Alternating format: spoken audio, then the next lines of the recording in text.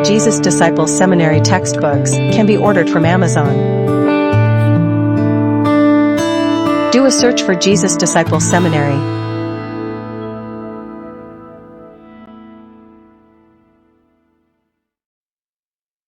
Lesson 14, Attributes of Selfishness. 1. Voluntary. Selfishness is a condition of the will and consists in committing the will to the gratification of the desires. The desire itself is not selfishness, but submitting the will to be governed by the desire is selfishness. It should be understood that no kind of mere desires, and no strength of mere desire, constitutes selfishness. Selfishness commences when the will yields to the desire, and seeks to obey it, in opposition to the law of the intelligence. It matters not what kind of desire it is, if it is the desire that governs the will, this is selfishness. It must be the will in a state of committal to the gratification of the desire. 2. Liberty. The will is always free to choose in opposition to desire. The desire is not free, but the choice to gratify it is and must be free. Liberty, in the sense of ability to make an opposite choice, must ever remain an attribute of selfishness. 3. Intelligence. The choice, selfishness, is made with the knowledge of the moral character that will be involved in it. The mind knows its obligation to make an opposite choice. It is not a mistake. It is not a choice made in ignorance of moral obligation to choose the highest good of being, as an end, in opposition to self-gratification. It is a known setting up of self-gratification and preferring it to all higher interests. 4. Unreasonable. By this it is meant that the selfish choice is in direct opposition to the demands of reason. Reason was given to rule, that is, to affirm our obligation and thus announce the law of God. Obedience to emotions in opposition to the reason is sin.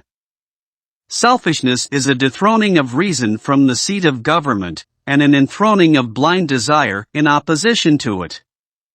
Selfishness is always and necessarily unreasonable. It is a denial of that divine attribute that allies man to God, makes him capable of virtue, and is sinking him to the level of an animal.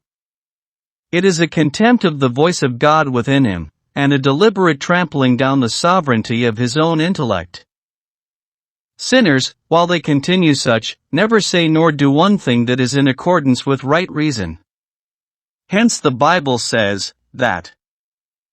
Ecclesiastes 9 verse 3.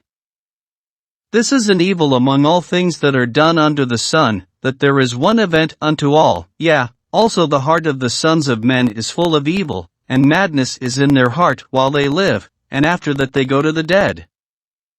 The first time that a sinner acts or wills reasonably, is when he turns to God, or repents and becomes a Christian. This is the first instance which he practically acknowledges that he has reason. All previous to this, every one of the actions of his will and of his life, is a practical denial of his manhood, of his rational nature, of his obligation to God or his neighbor. Sinners do not merely act without consulting their reason, but in stout and determined opposition to it. 5. Interestedness. By this I mean self-interestedness. It is the choice of self-good, or good to self, in other words, it is making self-gratification the end. The emotion attains to a monstrous development, either generally, or in some particular directions. I would add that several forms of selfishness so nearly resemble certain forms of virtue, as often to be confounded with them, mistaken for them. Indeed, so far as the outward life is concerned, they are right, in the letter, but as they do not proceed from a love intention, they are only related forms of selfishness. 6. Partial. It consists in giving preference to certain interests, on account of their being either directly the interests of self, or so connected with self-interest as to be preferred on that account. But selfishness is always partial. If it gives any interest whatever, the preference, it is because of its relation to self. It always, and continuing to be selfishness, necessarily, lays the greatest stress upon and gives the preference to those interests, the promotion of which will gratify self. Example, oftentimes selfishness appears to be very disinterested and very impartial. Here is a man whose compassion, as a mere feeling or state of the emotion, is greatly developed. He meets a beggar, an object that strongly excites his ruling passion. He empties his pockets, and even takes off his coat and gives it to him, and in his emotion he will divide his all with him, or even give him all. Now this would generally pass for the most undoubted virtue, as a rare and impressive instance of moral goodness. But there is no virtue, no love in it. It is a mere yielding of the will to the control of feeling and has nothing in it of the nature of virtue. Hence selfish men will often manifest a deep interest in the welfare of those, whose welfare will not interfere with their own. Virtue consists in yielding the will to the law of the intelligence, and not to the impulse of excited feelings. None of the constitutional desires are good or evil in themselves. To yield the will to the control of any one of them, no matter which, is sin. It is following a blind feeling, desire, or impulse of the emotions, instead of yielding to the demands of the intelligence, as the law-affirming power. To will the good of my neighbor, or of my country, and of God, because of the value of those interests, that is to will them as an end, and in obedience to the law of reason, is virtue, but to will them to gratify a constitutional but blind desires, is selfishness and sin. The choice of anything whatever, because it is desired, irrespective of the demands of the reason, is selfishness and sin. Partiality consists in giving one thing the preference of another for no good reason. That is, not because the intelligence demands this preference, but because the emotions demand it. 7. Efficient. Desire never produces action until it influences the will. It has no efficiency in itself.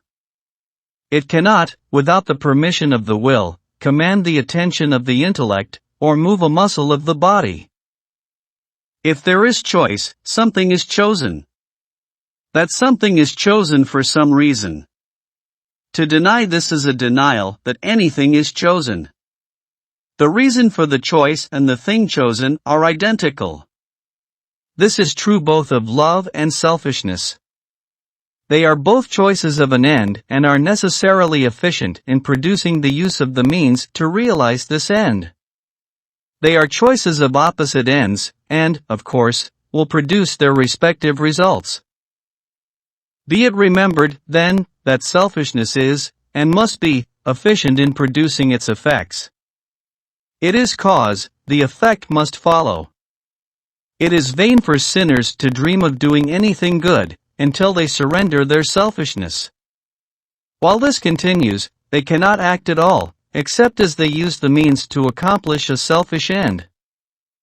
The first thing is to change the end, and then the sinner can cease from outward sin. Indeed, if the end be changed, many of the same acts which were before sinful will become holy. While the selfish end continues, whatever a sinner does, is selfish. Whether he eats, or drinks, or labors, or preaches, or in short, whatever he does, is to promote some form of self-interest. The end being wrong, all is, and must be, wrong. 8. Opposition to love or to virtue, or to holiness and true religion, is one of the attributes of selfishness. It is the choice of self-gratification as the supreme and ultimate end of life. While the will is committed to this end, and love, or a mind committed to an opposite end, the will cannot remain in a state of indifference to love. The intellect does, and must, strongly urge the will to imitate love, and to seek the same end.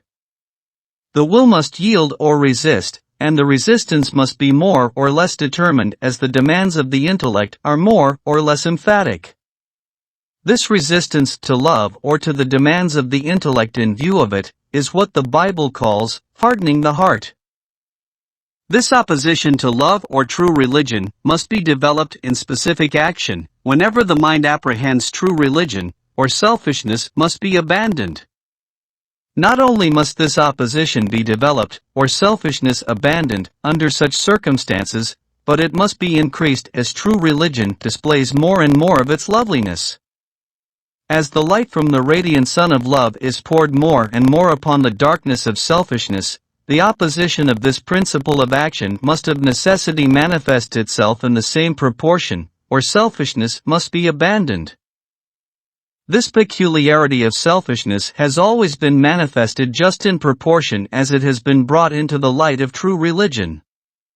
This accounts for all the opposition that has been made to true religion since the world began. It also proves that persecution will always exist where much true religion is manifested to those who hold fast their selfishness.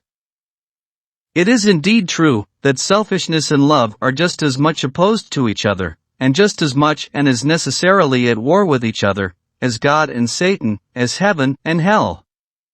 They are the two, and the only two, great principles in the universe of mind. Each puts forth all its energy to subdue and overcome the other, and already selfishness has shed an ocean of the blood of saints, as well as the precious blood of the Prince of Life. There is not a more gross and injurious mistake than to suppose that selfishness ever, under any circumstances, becomes reconciled to love. The supposition is absurd and contradictory, since for selfishness to become reconciled to love were the same thing as for selfishness to become love. Selfishness may change the mode of attack or of its opposition, but its real opposition, it can never change, while it retains its own nature and continues to be selfishness. This opposition of the heart to love often produces deep opposition of feeling. The opposition of the will engages the intellect in inventing excuses, and tricks, and lies, and perceives, and often greatly perverts the thoughts, and excites the most bitter feelings imaginable toward God and toward the saints. Selfishness will strive to justify its opposition, and to shield itself against the reproaches of conscience, and will resort to every possible method to cover up its real hostility to holiness. It will pretend that it is not holiness, but sin that it opposes. But the fact is, it is not sin but holiness to which it stands forever opposed. 9. Cruel. This term is often used to designate a state of the emotions. It then represents that state of feeling which has a barbarous or savage pleasure in the misery of others. Cruelty, as a condition of the will or as an attribute of selfishness, consists, first, in a reckless disregard of the well-being of God and the universe, and secondly, in persisting in a course that must ruin the souls of the subjects of it, and, so far as they have influence, ruin the souls of others. Selfishness is always and necessarily cruel. Cruel to the soul and highest interests of the subject of it. Be cruel to the souls of others, in neglecting to care and act for their salvation. C. Cruel to God, in abusing Him in 10,000 ways. D. Cruel to the whole universe. If we should be shocked at the cruelty of him who should see his neighbor's house on fire, and the family asleep, and neglect to give them warning, because too self-indulgent to rise from his bed, what shall we say of the cruelty of one, who shall see his neighbor's soul in peril of eternal death, and yet neglect to give him warning?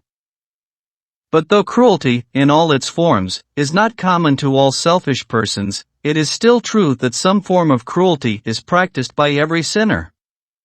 The fact that they live in sin, that they set an example of selfishness, that they do nothing for their own souls, nor for the souls of others, these are really most atrocious forms of cruelty, and greatly exceed all those comparatively petty forms that relate to the miseries of men in this life. 10. Injustice. Justice, as an attribute of love, is that quality that disposes it to regard and treat every being and interest with exact equity. Injustice is the opposite of this. It is that quality of selfishness which chooses to treat the persons and interests of others inequitably, and a disposition to give the preference to self-interest, regardless of the relative value of the interests. The nature of selfishness demonstrates that injustice is always and necessarily one of its attributes, and one that is universally and constantly manifested. It is the practical preference of a petty self-interest over infinite interests. This injustice extends to every act and to every moment of life. He is never, in the least degree, just to any being in the universe. Nay, he is perfectly unjust. He cares nothing for the rights of others as such, and never, even in appearance, regards them except for selfish reasons. He performs no act whatever but for one reason, that is, to promote his own gratification. Every sinner is openly, and universally, and as perfectly, unjust as possible, at every moment of his impenitence. It should, therefore, always be understood, that no sinner at any time is at all just to any being in the universe. His entire activity is selfishness, and while he remains unsaved, it is impossible for him to think, or act, or will, or do, or be, or say, anything more or less than he judges important to promote his own interests. He is not just. He cannot be just, nor begin in any instance, or in the least degree, to be truly just, either to God or man, until he begins life anew, gives God his heart, and consecrates his entire being to promotion of the good of universal being. God so tempers the constitution as to restrain men, that is, that one form of selfishness shall prevail over and curb another. 11. Lying is another attribute of selfishness. It is the will and the attitude of resisting truth, and embracing error and lies. Selfishness consists in the choice of an end opposed to all truth and cannot but proceed to the realization of that end, in conformity with error or lying instead of truth. If any sinner, at any time, and under any circumstances, tell the truth, it is for a selfish reason, it is to reach a false end. His heart is false as it can be. It has embraced and sold itself to the greatest lie in the universe. The selfish man has practically proclaimed that his good is the supreme good, nay, that there is no other good but his own, that there are no other rights but his own, that all are bound to serve him, and that all interests are to yield to his. Now all this, as I said, is the greatest falsehood that ever was or can be. His choice affirms that 1. God has no rights. 2. That he ought not to be loved and obeyed.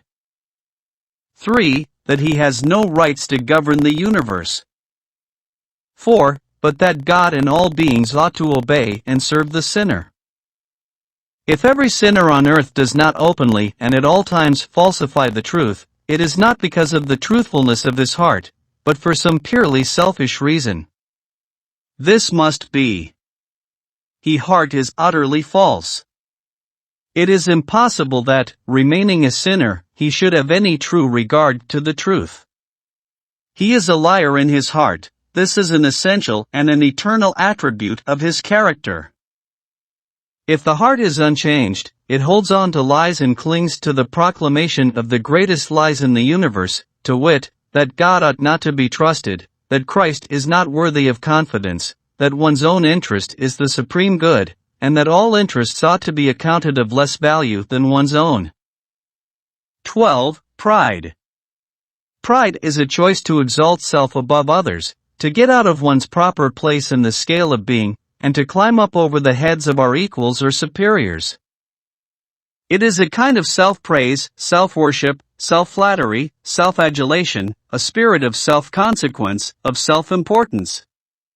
It is a tendency to exalt, not merely one's own interest, but one's person above others, and above God, and above all other beings. A proud being supremely regards himself. He worships and can worship no one but self.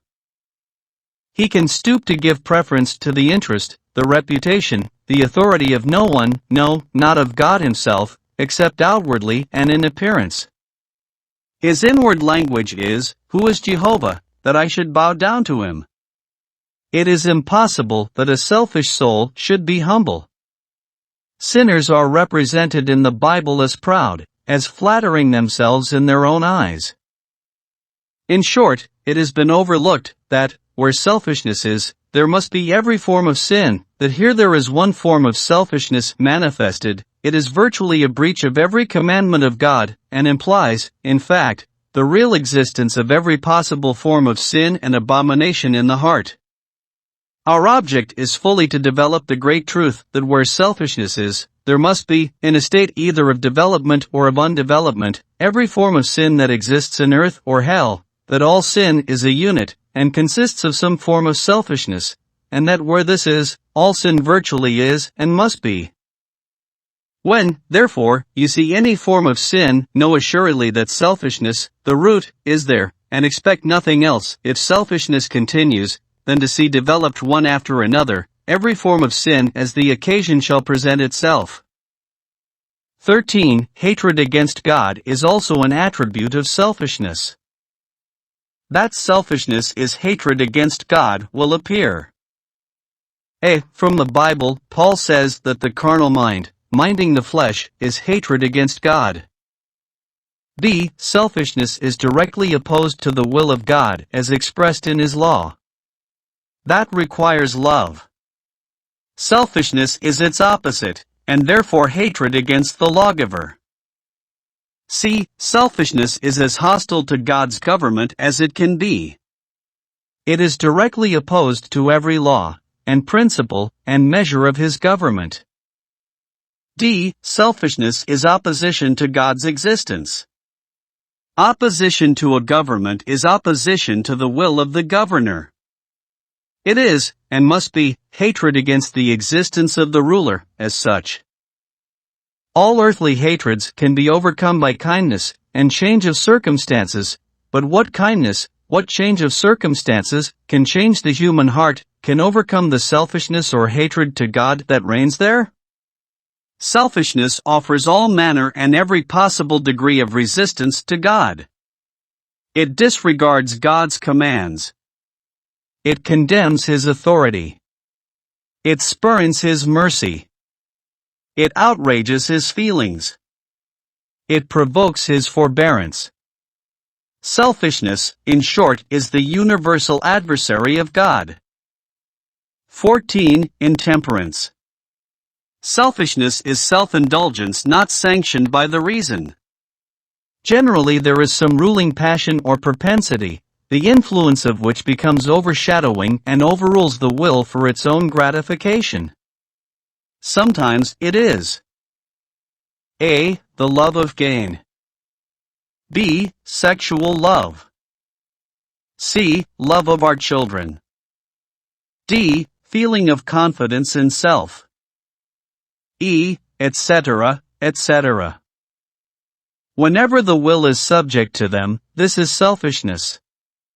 It is the carnal mind. All selfishness is intemperance. A selfish mind cannot be temperate. If one or more of the above gratifications is restrained, it is only restrained for the sake of the undue and unlawful indulgence of another. It does not always or generally develop every form of intemperance in the outward life, but a spirit of self-indulgence must manifest itself in the intemperate gratification of some one or more of the above self-gratification. Some develop self-indulgence most prominently in the form of intemperance in A. Eating. B. Sleeping. C. Lounging in idleness. D. Love of exercise. E. Gossiping. F. Study and impaired health. Intemperance, as a sin, does not consist in the outward act of indulgence, but in the inward disposition. Intemperance, as a crime, is a state of mind, it is the attribute of the will. It is an attribute of selfishness. 15. Total moral depravity is implied in selfishness as one of its attributes. By this I intend that every selfish being is in every moment as wicked and as blameworthy as with his knowledge he can be. We can arrive at the truth upon this subject only by clearly understanding how to measure moral obligation, and of course how to recognize the degree of virtue and sin. The amount of degree of virtue or vice, or of praiseworthiness or blameworthiness, is and must be decided by reference to the degree of obligation.